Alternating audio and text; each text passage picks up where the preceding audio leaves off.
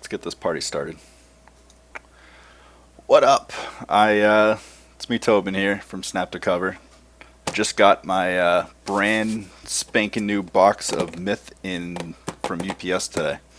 So I've been waiting all afternoon to start this unboxing process, but I decided I'd hold off and wait and show you guys exactly what it was like. So without further ado, let's check out the box. Alright, there we go. Alright, so make sure we got that centered. Cool. So yeah, here's the box. It weighs just over 10 pounds, so it's a pretty hefty box. I think it's like 10 and a half pounds. So there is a lot of stuff in the Mercs box. So let's pull out this knife and see exactly what we got going on here. This is by far the official the knife of Snap to Cover.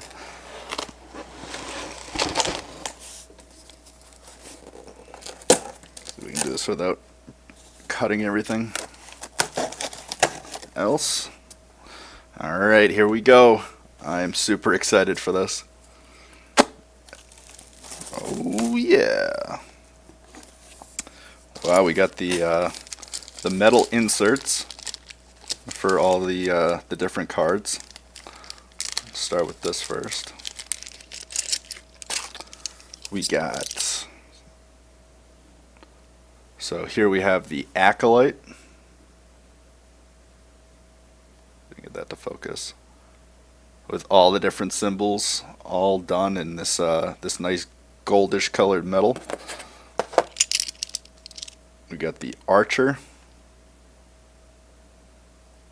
Everything's in reverse. So you got the Archer there. Hopefully you guys can see that. No, it's not focusing. Pull it out a little bit. It's better that way. Oh, you get the idea. We got the Brigand. That worked. So that thing's pretty sweet. These things are hefty too. I mean, they got some weight to them. We got the Soldier.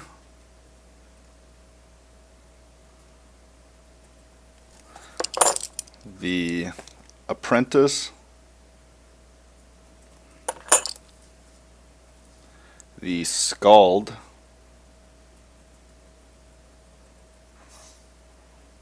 Who's kind of like the, I guess he'd be your bard in typical D&D. We got the Trickster, who I believe is a crossover now into the Mercs universe. So that's pretty cool. And we got the Spriggan. Another really cool one.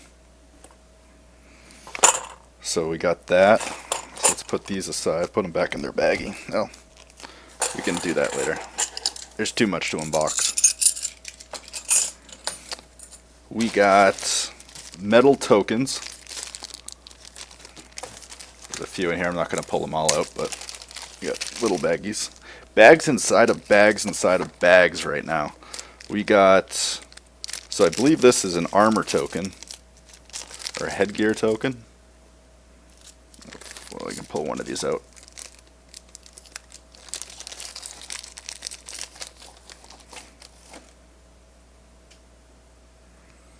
I don't know how good that's going to come out on the thing. Hopefully it'll zoom in. Nope.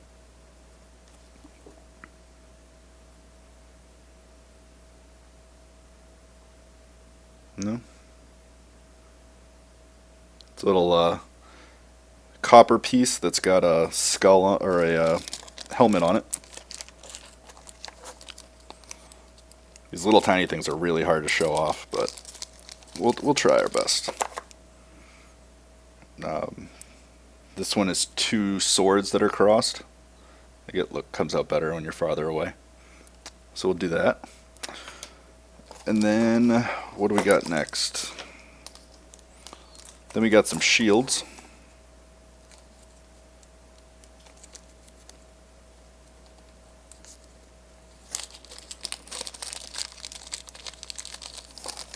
Got some shield tokens.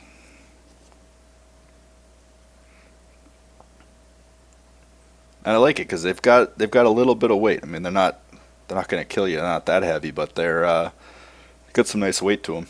Be fun to use on the tabletop, and they're cold too. You got that cold metal. I like it. Then we got the. Who is this? Well, this is the.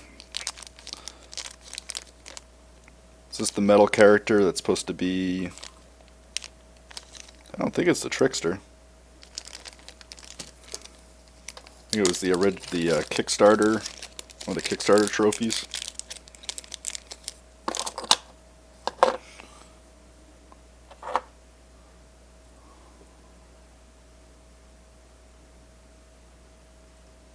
don't know if I can get this to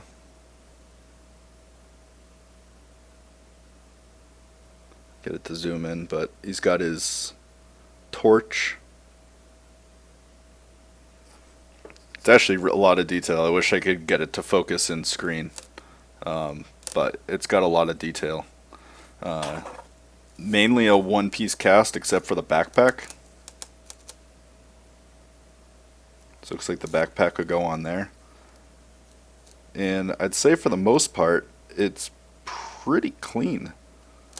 There's a little bit of flash right here, but you can clip that off easy enough. A little bit around the base, but you always have that. I mean, that's gone now. And then a little piece right there, but overall, pretty good. The detail could maybe be a little bit better, just on his abs and stuff like that. I mean, it's kind of faint there, but I mean, all the woodwork in the shield is there. It all came out casted really well. The wrinkles in the pants. And the flame, it's got a lot of, I mean, the woodwork there and the flame there and the hair, it's all got a lot of detail. You could easily paint that up with a base coat and wash it. So good stuff there. Yeah, yes, Absinthe, that is the Torchbearer. Thank you for that. So that's him. Really cool. Comes with a classic base, because who doesn't know what a base looks like, right? Alright, here we go. Into the Holy Grail here.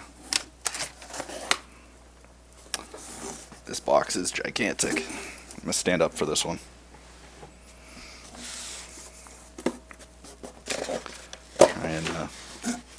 Try and make room on this desk. Alright. I'm going to try and put that down if I can. Cool, that works. Alrighty. Here comes the true unboxing. Ta-da! So here we got the Myth Kickstarter exclusive quest story. There we go. Very nice. Let's see what's inside of this. It's called The Worth of One. So, again, awesome artwork by Keith. Great layout, as they always do. I mean, all their books are always laid out really, really well. Good font. Easy to read. So there's quite a bit of content here. This would be fun to sit down with some friends over, a few weeks, like you're doing like a D&D game or some other RPG, and get to take a look at. I mean, look at that artwork. That is just awesome. Even in black and white, it's still some of the coolest artwork.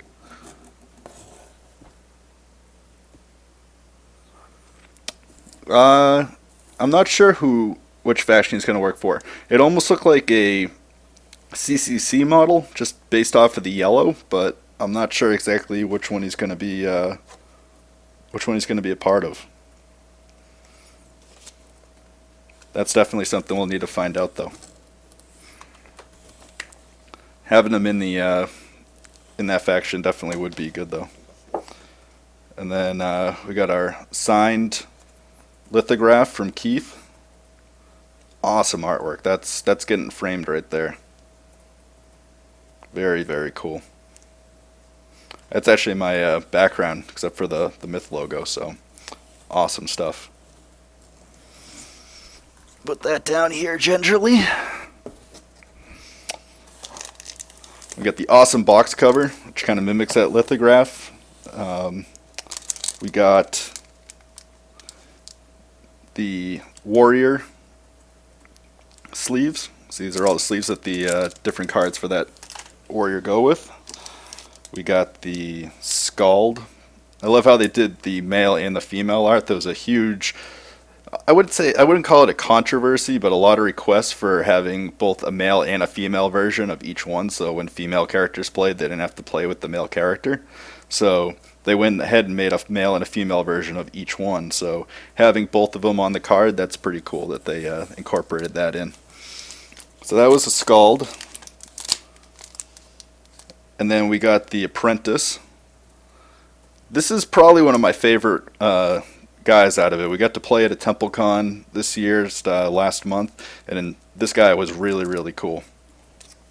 His AoEs and way you can kind of control the battlefield. I wouldn't say he's entirely a offensive type unit, but he definitely can be. But he's also a really good control unit, especially when you're playing Slaughterfield. And then we got the Brigand.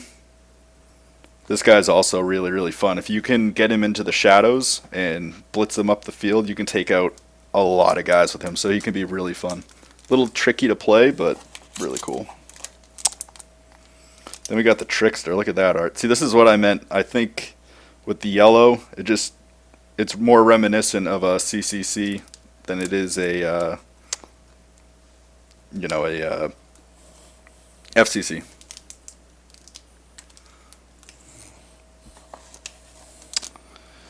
Then we got the Acolyte. Really cool there.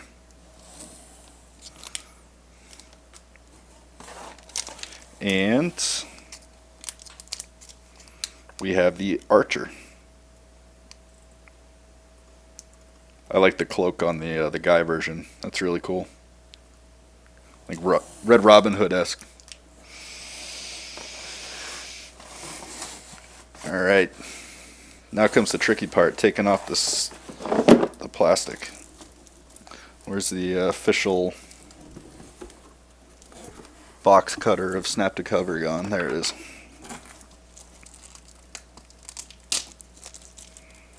Actually, before I do that, because it's going to be a lot easier doing it this way. So, we got the awesome artwork right there. Take a look at the side, because they detail just about every piece of their boxes, which is one of the coolest things about them. You get a lot of artwork just on that.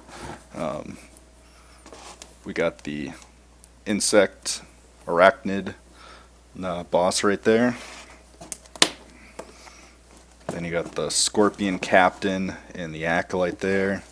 And then on the bottom of the box, you get to look at basically everything that they have included. Ton of minis here. You get the base, different characters, and then you got your whole board set up. So overall, I mean, it's a good box. Really good artwork. It really sells their game really well. They said players 2 to 5, playtime 120 minutes. I'd say that's about right. I think you'd want to probably cut it off after an hour and a half of playing. And ages 12 to up, yeah, I gotta agree it right with where they put that at. So really cool. All right, let's do it.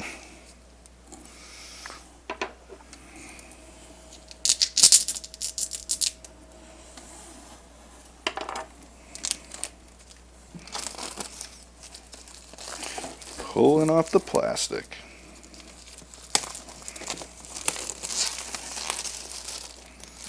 Kind of feel bad doing this. It's in such pristine shape. It is heavy. They weren't kidding about 10.5 pounds, that's for sure. Let's do this for you. Alrighty. Dun da da da.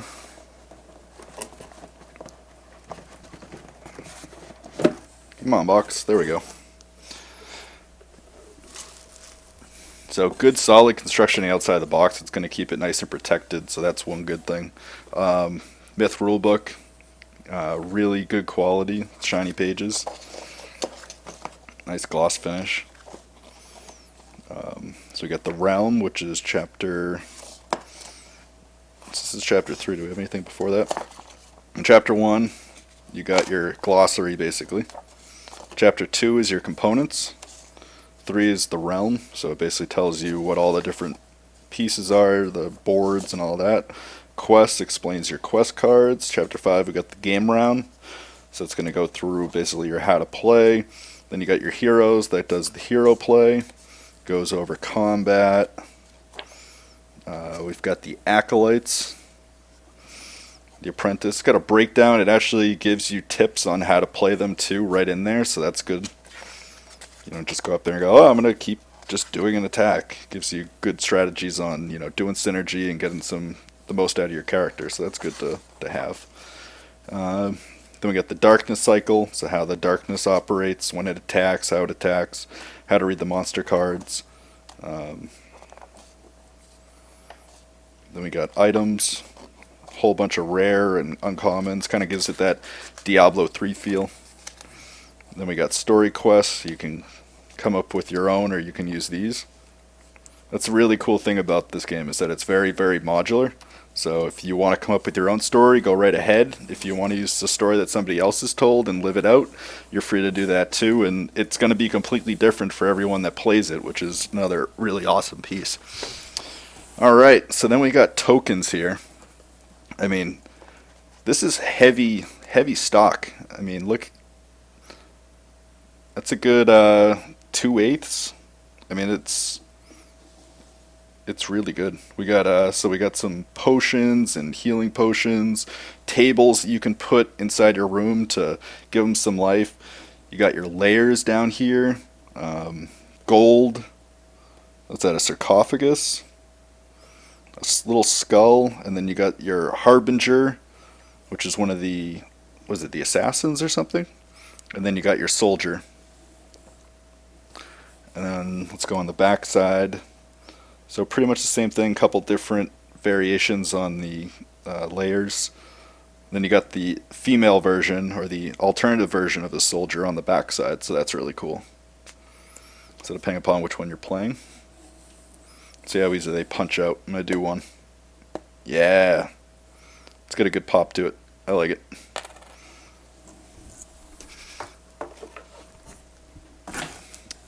Again, kind of more of the same. A few different tokens. You got different characters. You got the priest.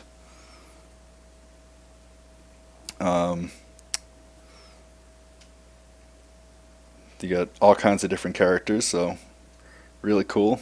Great artwork, though. I mean, it's like an oil painting. I like it. It's a little bit different style than what Keith normally does, so I like it. We got the Apprentice on this one. You got some rock walls. You got a hole that stuff can come out of. Some sort of portal, maybe. And then this looks like a merchant card, mercantile. Same kind of thing on the back side. Different things that they give you. It's at a torch and a doll. So I don't know if those would be used for clues. See how that works out. And more tokens. Not going to go into this too depth, but more of the same. This one's got the Scald and the Spriggan on it. The Acolyte, the Light of Freedom. Not sure what that is. Looks like some sort of power up. But yeah, cool stuff. Then we got the game tiles. These things are monsters. They're smooth. The other tokens, they've got a little bit of a graininess to them, but these are really flat, smooth. They're coming at I want to say it's 1/4 of an inch. They're really thick, solid, flat, sturdy. They're double-sided, so you got your interior on one side and your exterior on this. Really, really good, really sturdy.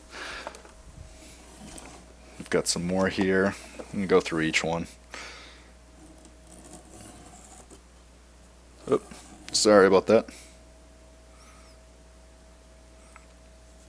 So you got that on that side, and you can kind of arrange these. Another thing that's cool is each one basically tells you how to play your tile. So you can just put it down, set it up. So like this one has 6 treasure max on it. It could have um, a hunter party or something like they call that. Still got to get familiar with the rules, but you basically read through what these mean and then set up the board however you like based on what the allotment is. And then you guys set your guys up and play. I don't know if you guys can even see it. They do a good job of hiding it so it doesn't attract from the board, but there's a purple marker. Yeah, you can kind of see it there.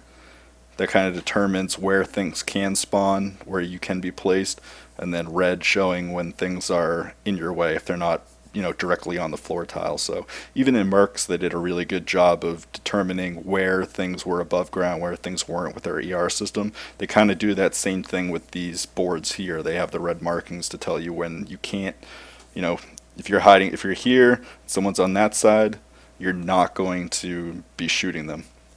So overall, really good layout. On the other side, they've got this thing in the center. It's kind of almost looks like a spooky graveyard. So that's cool.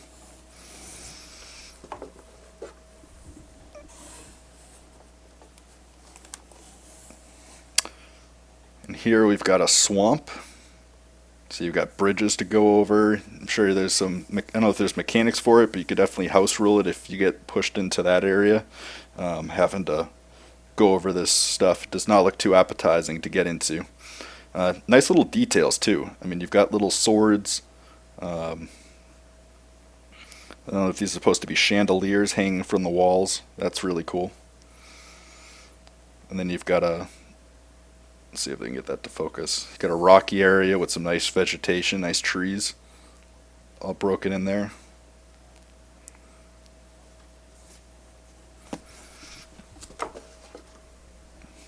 Let me know if I need to go faster or slower, if you guys are liking it.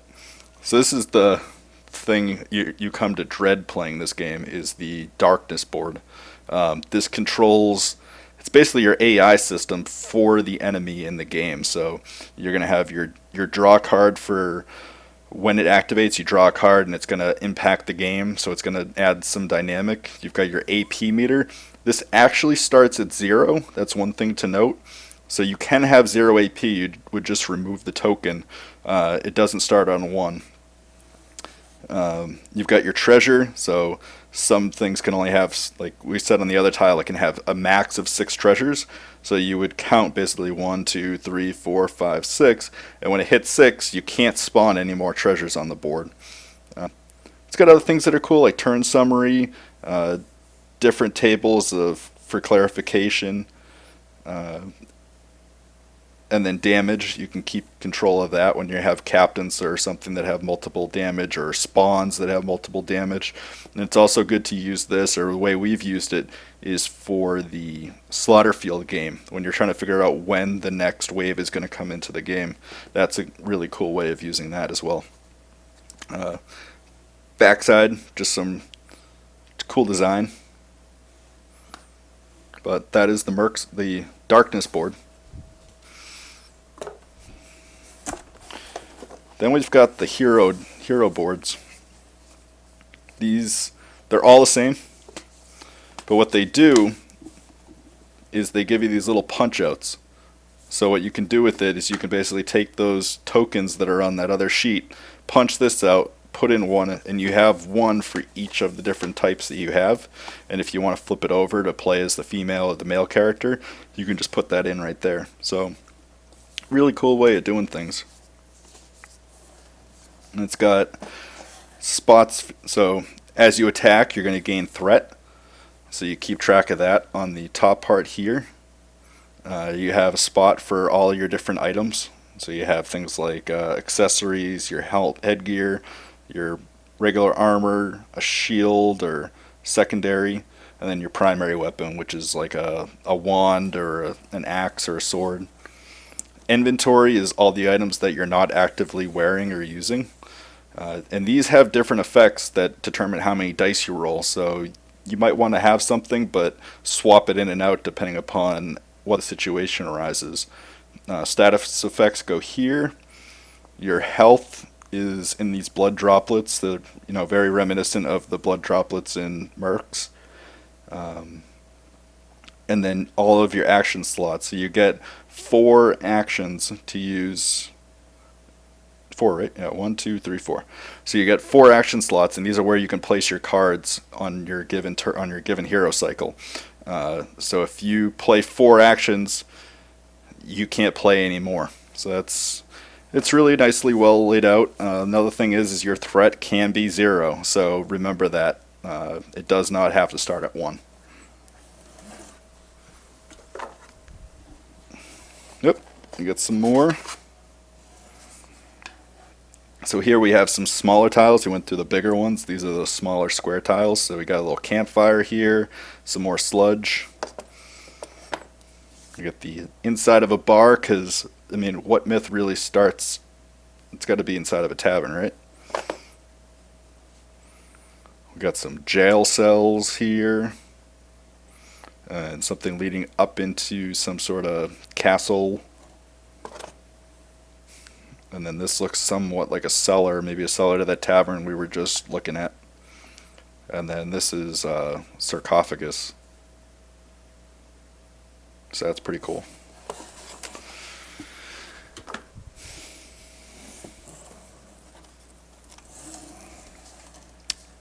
Alright, then we got a little river. These are little pathways that can lead you from one zone, so you can go from one big zone to a smaller one by using these. So you could have a small entryway that leads into the grand hallway that leads into the grand chambers for the main boss battle. So you can set these all up so they look pretty cool.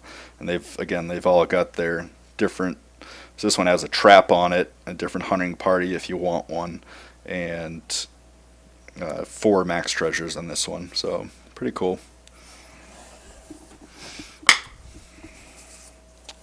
And then last but not least, we've got another hallway here and another road leading from the outside into a building.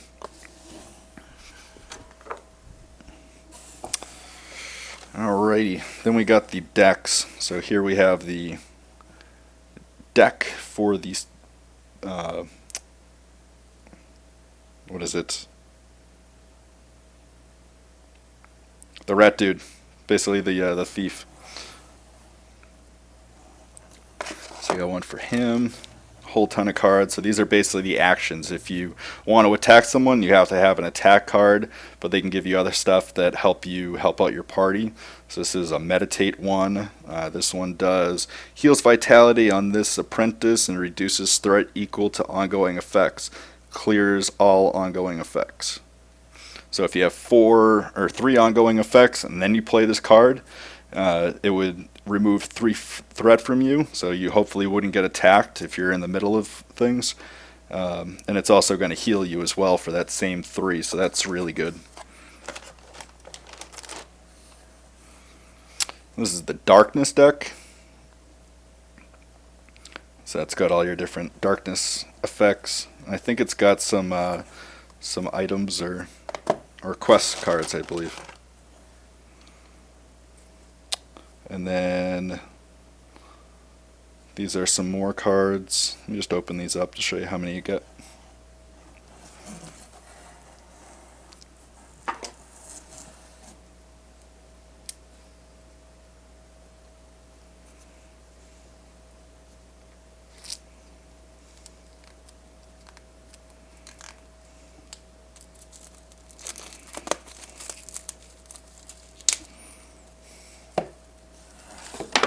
Alrighty.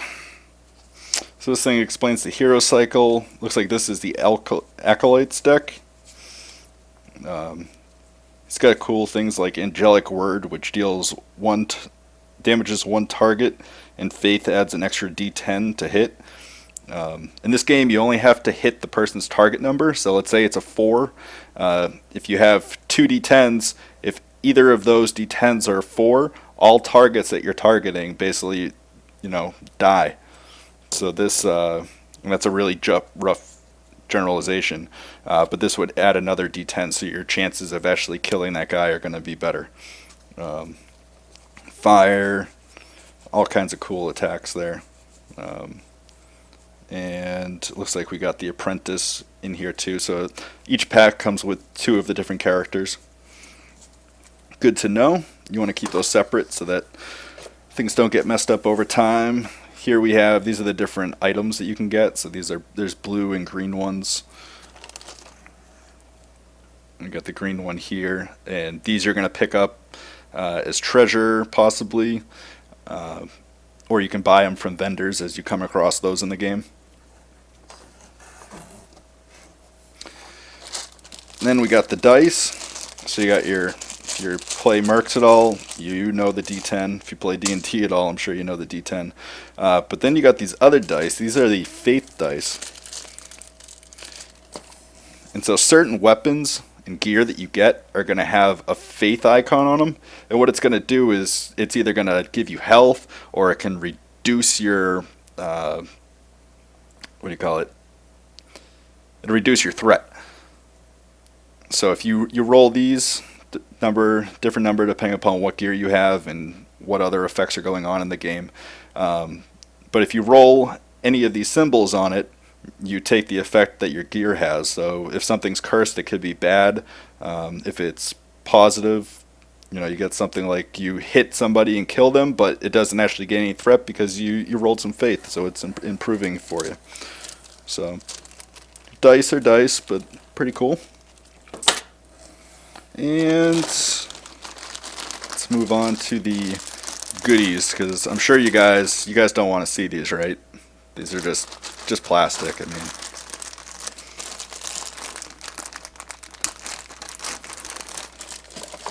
all right. So let's start with the heroes. So this is one piece, which is pretty cool. This is the warrior.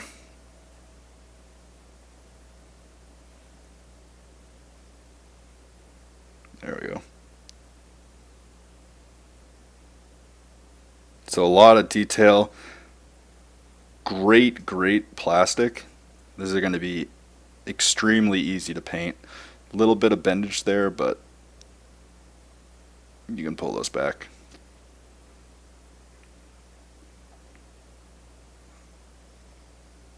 So, good there. Let's go to the next one.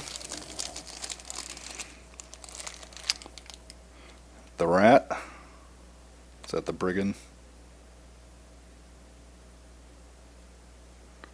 And he's got all his fur is all detailed, so you'll be able to, paint it brown or gray, throw a wash over it, and call it a day. So that's awesome.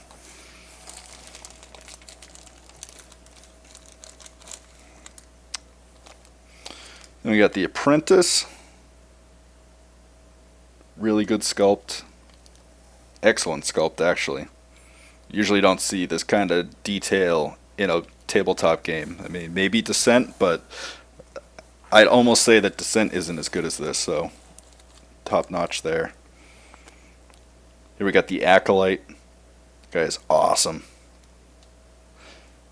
The only thing you're going to be careful of is the stick there. But overall, you need one piece and it's done. That's great. And then we got the archer. Whoop, bring it down. We got the archer here. Bow and arrow again. Just be careful of these, the string. But you take care of them, you'll be doing good. And they've also, I don't know if you guys can see that on the, but there's texture on the base. So you can you almost don't even need to sand it. Just put some color on it, dry brush over that, pick out all the detail, maybe throw a little wash in, and you got a dirt base. Great for a tabletop game. Then my wife is going to hate these, but these are the Arachnids. She don't like spiders. These little guys are pretty cool though. So you've got one of those. This guy's awesome. This is the mini boss. Um, Looks like he needs to have his virus database has been updated. Well, thank you, Avast. I really appreciate you updating my antivirus. That's awesome. Anyways, here's the mini boss. It looks like he just needs to have his. There he is. Now he's in picture. Just needs to have his axe glued on. But overall, that's pretty solid. I mean, there's so much detail on this guy. All the woodwork in his shield there. His woodwork in this shield here. All kinds of spiky bits. He's got fur coming out of the back of his helmet. And then just a lot of detail even in on the skull. And there's a little skull on the front of his helmet as well. Little skull there. So good work. Definitely nice detailed armor on the back as well. One of my favorite models that comes with it. Then you got your captains. So these are the captains for the orcs. Big brooding guys. Like the mace and the axe. Not as much detail, but he's only a captain, you know. You gotta pick and choose where you want to invest your time. Then we got the grubbers. These guys just die in mass, but they spawn in mass, so they can be tough though. Walk around with their spiky little sticks.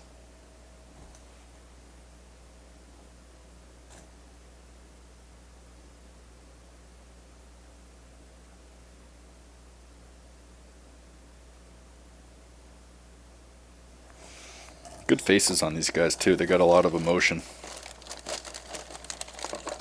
What else? So we've already shown you that guy. Trying not to show you duplicates if I can, so I think the only thing, we got the scorpions. Leave that on somebody's pillow. They'll hate you for that one. I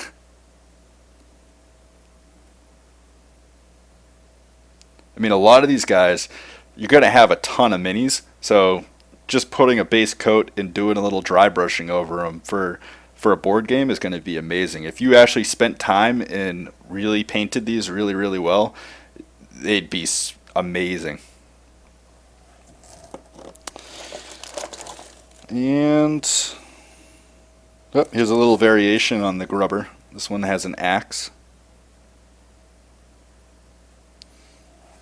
compared to the stick. Do you have anybody else? This guy's got a little stabby sword.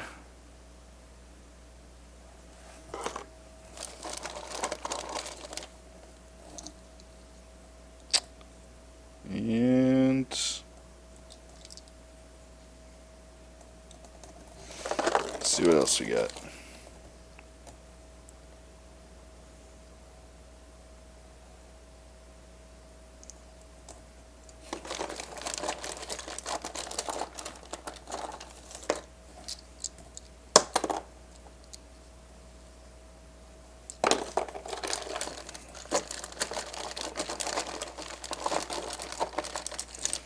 Let's see if there's anything else that is sticking out. Sure, there's one in there you guys want to see.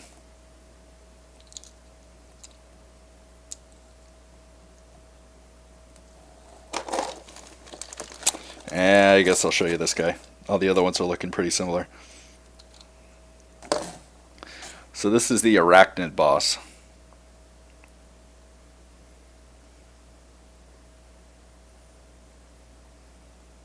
Almost Tyranid-esque, dare I say.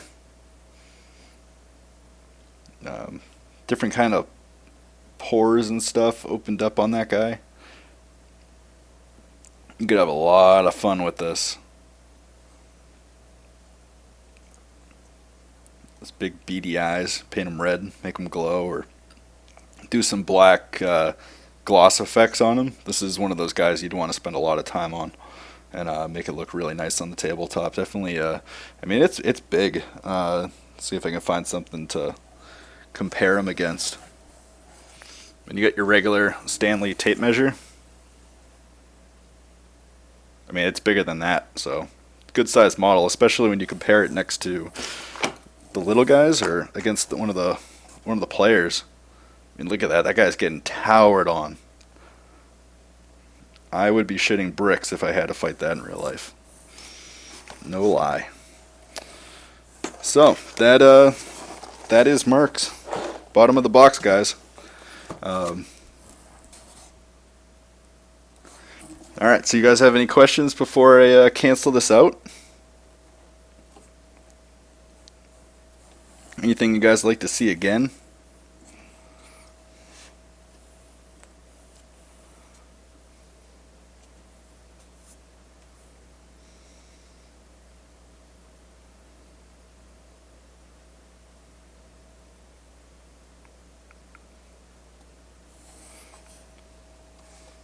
We're on a little bit of a time delay between what I say and what actually goes up on Twitch. It's part of their scheme against people watching anything like the League of Legends tournaments and cheating that way. But great, thank you, Absinthe. I appreciate that. Um,